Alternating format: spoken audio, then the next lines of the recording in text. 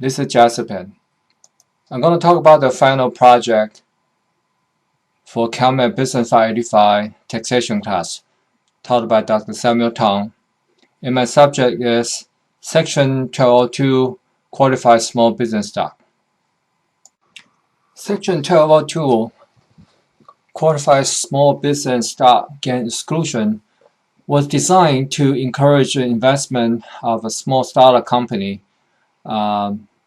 and small operation business. Under this incentive, a non-corporate taxpayer can exclude 50% gain on the sale of qualified small business stock if the taxpayer held the stock for more than 5 years. And the exclusion can be 75% if the stock was acquired after February 17, 2009, or 100% after September 27, 2010. Okay. The exclusion is subject to a limitation equal or greater of $10 million or 10 times the aggregated adjusted basis of the share. If verified separate, the $10 million will be reduced down to $5 million. Section 1202 qualifies small business are one involving service performed in the field of health, law, engineering, architecture, accounting, actuarial science, performing arts, consulting, aesthetic, financial service, or brokerage service. One whose principal asset is a reputation or skill of one or more employees. Any banking, insurance, financing, leasing, investing, or similar business. Any farming business. Any business involving the production of products for which percentage depletion can be claimed. Or any business now operating a hotel, motel, restaurant, or similar business. There are a number of complicated conditions for qualified small business stock in order for this gain exclusion to work. It must be a stock in a C corporation. That means not an S corporation.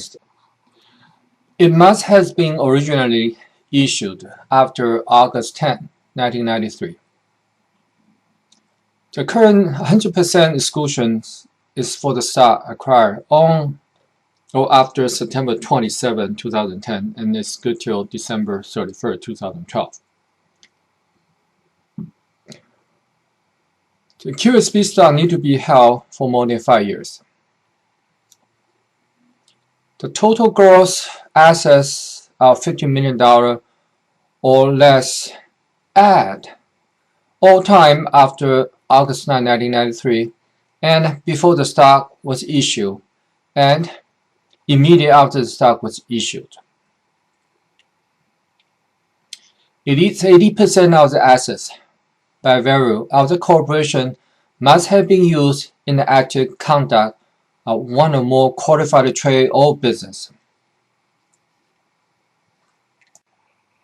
There is a set-out condition for the C corporation too.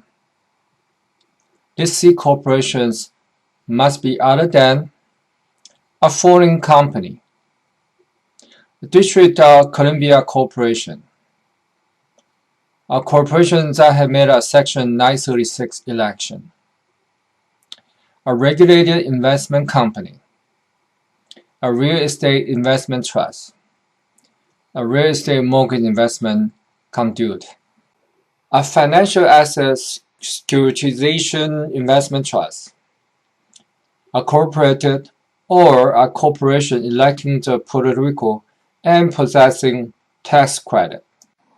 Section 1202 benefits two groups of taxpayers for them to pay lower taxes on the sale of the stock. When this qualified small business stock is acquired by a large corporation or say for IPO. One is entrepreneurs. They are the entrepreneur or founder invest their own time and fund to develop product and technology. Second is investor, like angel or early VC, the upper income individual willing to undertake a risk investment. But things not always work the way it was expected. In case of the loss of this small business, this qualified small business stock loss will be qualified under Section 1244 up to $100,000 shareholder loss per year, and that can be deducted at ordinary income rate. It will be $50,000 if it's single. Calculating the gain from qualified small business stock is kind of complicated due to the AMT. If the AMT does not apply, Section 1202 provides a saving, but the incentive related to other investment would decrease when the 18% maximum capital gain rate becomes applicable. What happens is that the Section 1202 stock still will be calculating 28% gain. If AMT apply, Section 1202 as alternately elected would still have provided a significant advantage related to more security investment.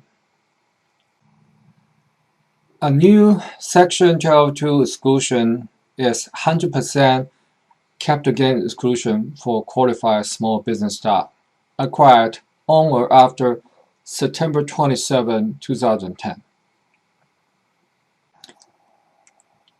There is some recent update of this qualified small business stock plan.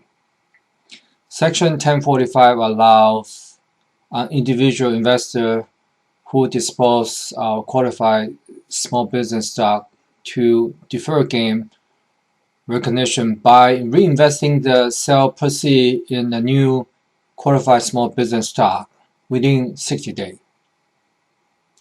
or reinvesting the proceeds in another qualified small business stock before the 5-year holding period, as long as they have held the stock for more than 6 months.